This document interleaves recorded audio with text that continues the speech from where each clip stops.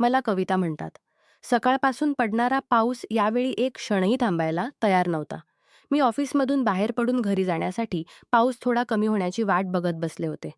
पण रात्री उशिरा जेव्हा मला खात्री पटली की हा पाऊस उद्या सकाळपर्यंतही थांबणार नाही, तेव्हा मी एकटीच ऑफिसमधून निघाले. बाकी सगळे लोक आपापल्या गाड्यांनी निघून गेले होते. मला ऑफिसमध्ये काम करताना खूप वेळ झाला होता. नंतर काही वेळ मी पाऊस थांबण्याच्या वाटेत वाया घालवला. रात्री 11 वाजण्याच्या सुमारास जेव्हा पूर्ण अंधार पसरला आणि घरातून वारंवार फोन येऊ लागले, तेव्हा मलाही घरी पोहोचायची घाई झाली. आता दुसरा काही मार्ग उरला नव्हता. मी आईला सांगितले, "मी आताच ऑफिसमधून निघते. तुम्ही काळजी करू नका."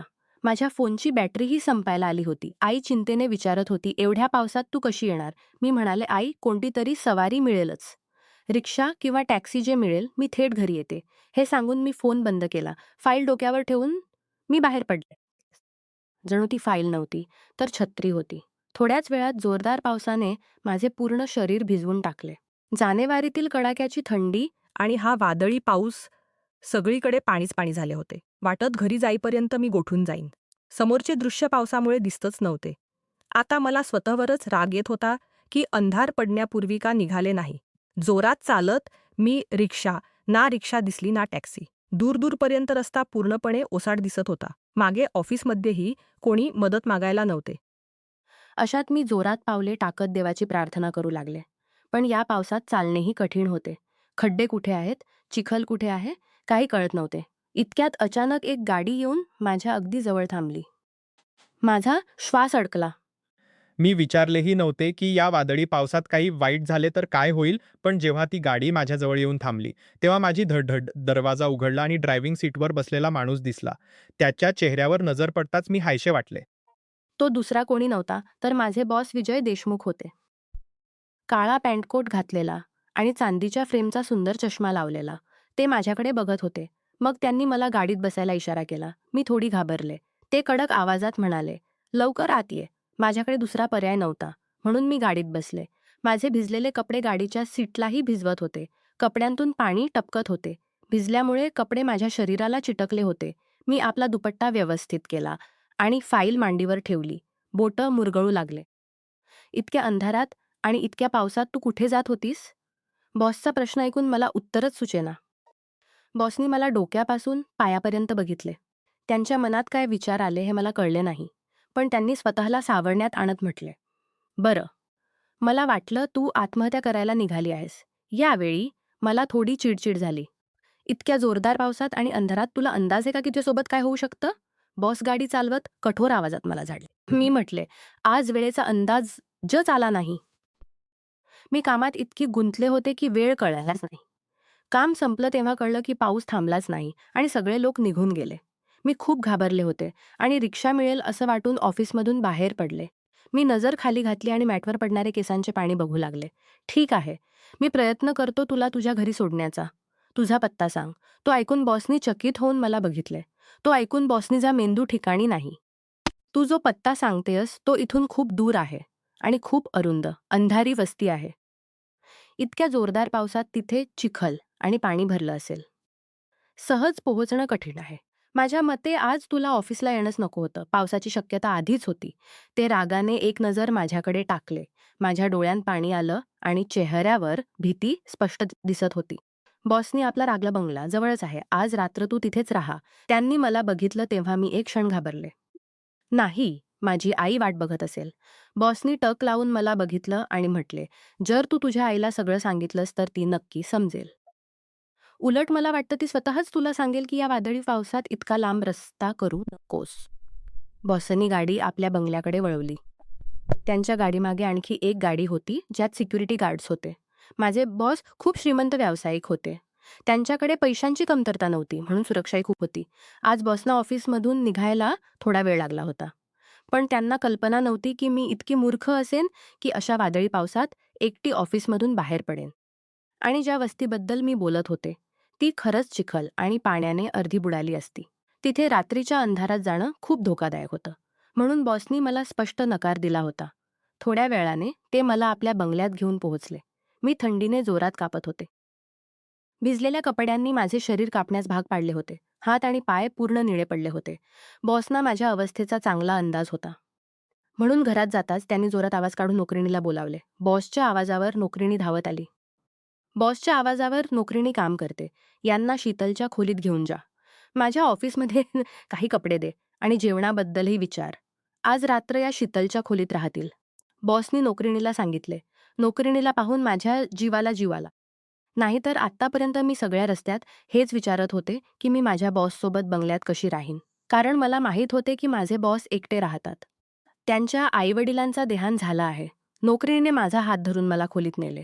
मॅडम, ही शीतल मॅडमची खोली आहे. त्या तुमच्यासारख्याच आहेत. त्यांचे सगळे कपडे तुम्हाला बसतील. असं म्हणून तिने स्वतःच कपाट उघडून बरेच कपडे काढून दिले. यातून जे आवडेल ते घाला. मी लगेच एक फ्रॉक घेतला आणि बाथरूममध्ये जाऊन कपडे बदलले. एक मोठी शाल अंगाला गुंडाळून मी खोलीत हीटरजवळ बसून हात तापवू लागले. माझी नजर बिछाण्यावर पडलेल्या बॉसच्या कोटवर होती. आपोआप चेहऱ्यावर हसू आलं. ज्याला मी खूप कठोर आणि रुक्ष समजत होते, त्याच बॉसनी या अवघड वेळी माझी मदत केली होती. नोकरिणी खोलीबाहेर गेली होती. थोड्या वेळाने, तुम्हाला काय खाऊ आवडेल? ऑर्डर द्या, मी लगेच तयार करून आणते. ती हसून म्हणाली, काही गरज नाही. मी ठीक आहे. अरे मॅडम, संकोच करू नका. तुम्ही आमचे पाहुणे आहात आणि साहेब पाहुण्यांची खूप काळजी घेतात. बघा ना, शीतल मॅडमची खोली तुमच्यासाठी उघडली. नाहीतर शीतल मॅडमची खोली दुसऱ्याला वापरता येत नाही. त्या खूप रागावतात. नोकरिणीच्या बोलण्यावर मी चकित झाले. शीतल मॅडम कोण? मी खूप आश्चर्याने विचारले. माझ्या माहितीप्रमाणे बॉस आपल्या आईवडिलांचे एकुलते एक मुलगे होते आणि त्यांना कोणी नव्हते. शीतल मॅडम साहेबांच्या वडिलांच्या मित्राची मुलगी आहेत. त्यांचे घर गावात आहे. पण शिकण्यासाठी इथे शहरात राहतात. आता सुट्ट्या असल्याने त्या गावी गेल्या आहेत. पण ही खोली त्यांचीच आहे. कोणी या खोलीत आलं किंवा त्यांची वस्तू वापरली तर त्या सहन करत नाहीत. आणि साहेबही कोणाला या खोलीत येऊ देत नाहीत. ते शीतल मॅडमना खूप प्रेम करतात. तुम्ही नक्की खूप खास असाल ज्यांना इथे येण्याची परवानगी मिळाली, असं म्हणून नोकरिणी हसली. तर मी पूर्णपणे हादरले. बॉसच्या आयुष्यात आणखी एक मुलगी आहे. ही गोष्ट मला त्यावेळी का कुठे वाईट वाटली, जरी माझ्या बॉसशी काही विशेष बोलणे नव्हते. फक्त ऑफिसच्या मर्यादेत भेट होती. पण शीतलचे नाव ऐकताच मनात एक जाळ उठला. पण स्वतःला सावरण्यात आणत मी म्हटले, अशी काही गोष्ट नाही. फक्त ऑफिसमधून परतताना गाडी मिळाली नाही आणि मी भिजत होते म्हणून बॉसनी सहानुभूती दाखवली. मी लाजून स्पष्टीकरण दिले. माझ्या बोलण्यावर नोकरिणी डोके हलवू लागली. मग तिने स्वतःच माझ्यासाठी कॉफी आणि काही खाण्यापिण्याचे आणले. मी थोडेफारच खाल्ले. मला फक्त सकाळची वाट होती. आईला फोन करून मी सांगितले होते की मी सकाळी परत येईन आणि तिला धीर आला होता. रात्री 2 वाजण्याच्या सुमारास मला बेचैनी वाटू लागली. अनोळखी जागा आणि नवीन खोली होती. झोप येईना. मऊ बिछाण्यावर मी बाजू बदलत होते. बेडवर दुहेरी गादी पसरलेली होती. काही वेळ मी तशीच बसून राहिले. मग मी खोली बाहेर पडले. सगळीकडे शांतता होती. इतका हळू पावले टाकत आधी खालच्या भागात फिरत राहिले. मग जिना चढून वर पोहोचले. एका खोलीच्या दाराजवळ माझी पावले थांबली. कारण त्या खोलीत दिवा जळत होता आणि पियानो वाजण्याचा आवाज येत होता. कोणीतरी खूप सुंदर सूर वाजवत होते.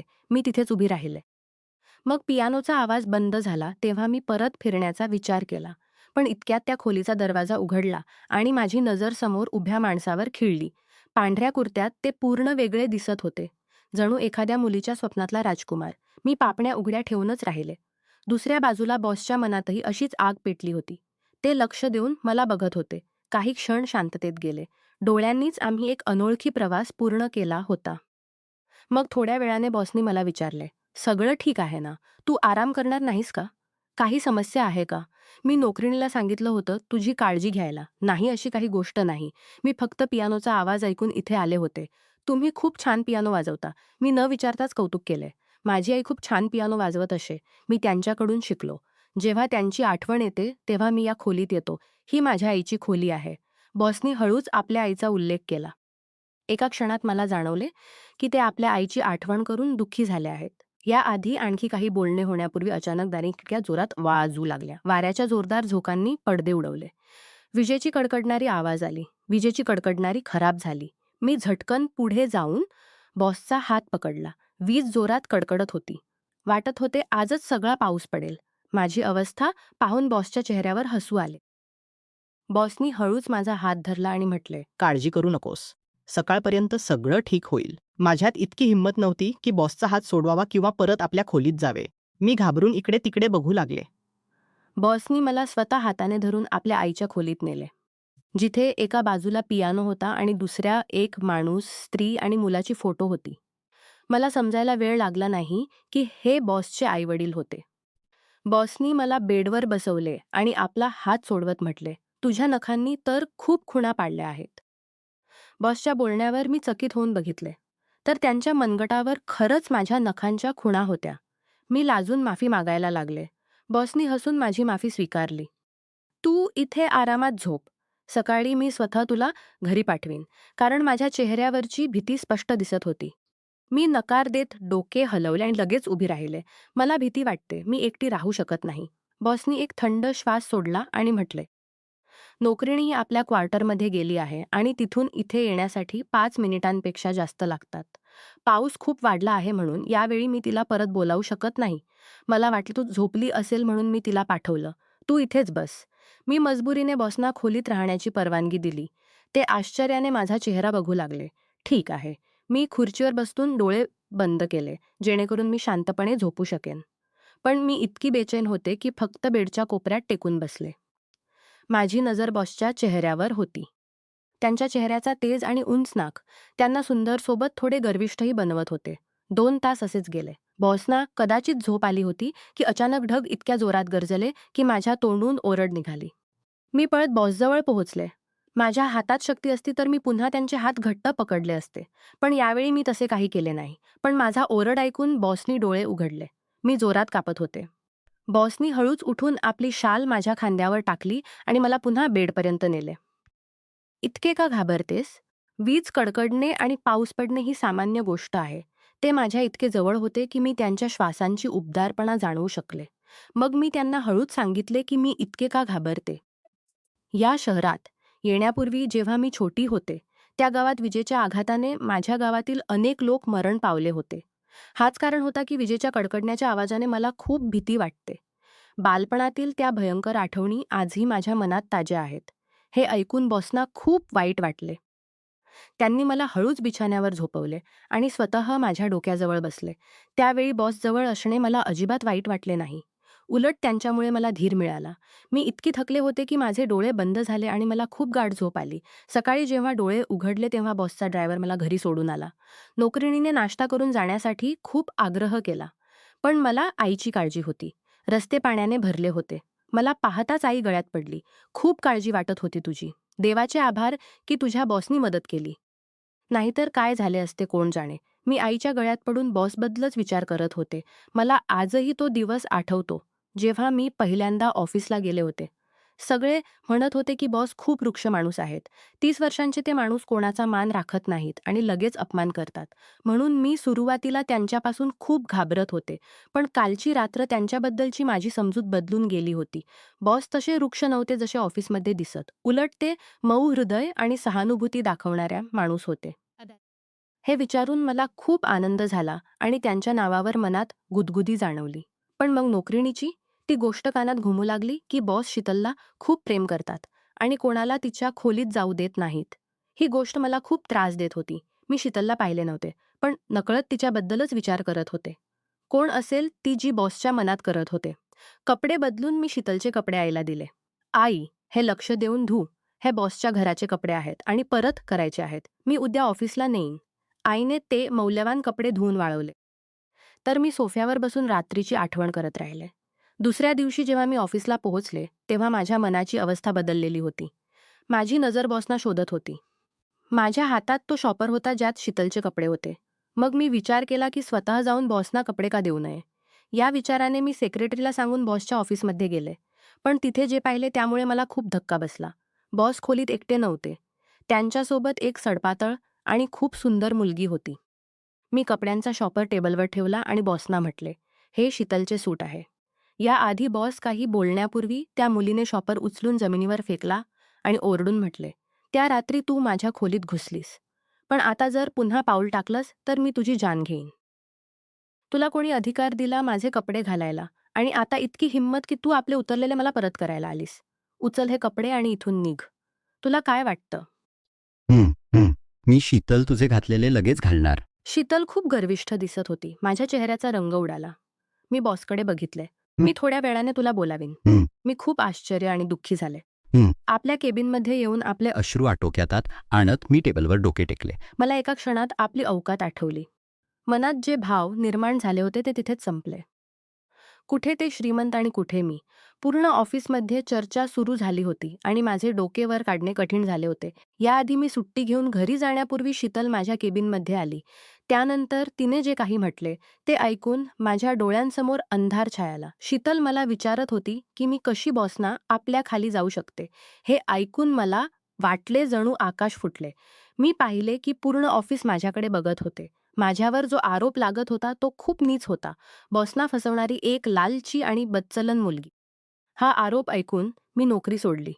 पण दुसऱ्याच दिवशी बॉस स्वतः माझ्या घरी आले आणि आईशी बोलले आणि माझा हात मागितला. मला वाटले होते बॉस शीतलला प्रेम करतात. पण त्यांची सांगितले की ते शीतलला फक्त आपली छोटी बहीण समजतात. म्हणून मी आणि शीतल रुसून आपल्या गावी गेली. आता मी निश्चिंत होते कारण मला कळले होते की बॉसच्या मनात फक्त मीच बसले आहे. आज मी सन्मानाने बॉसची पत्नी म्हणून राहत आहे. नमस्कार मित्रांनो, तुम्हाला ही कथा आवडली असेल तर चॅनेलला सबस्क्राईब करायला विसरू नका. आणि यापेक्षाही अधिक रंजक व्हिडिओ पाहण्यासाठी माझ्या चॅनेलवर नुकताच अपलोड केलेला नवीन व्हिडिओ नक्की पहा. तो तुम्हाला खूप आवडेल अशी मला आशा आहे.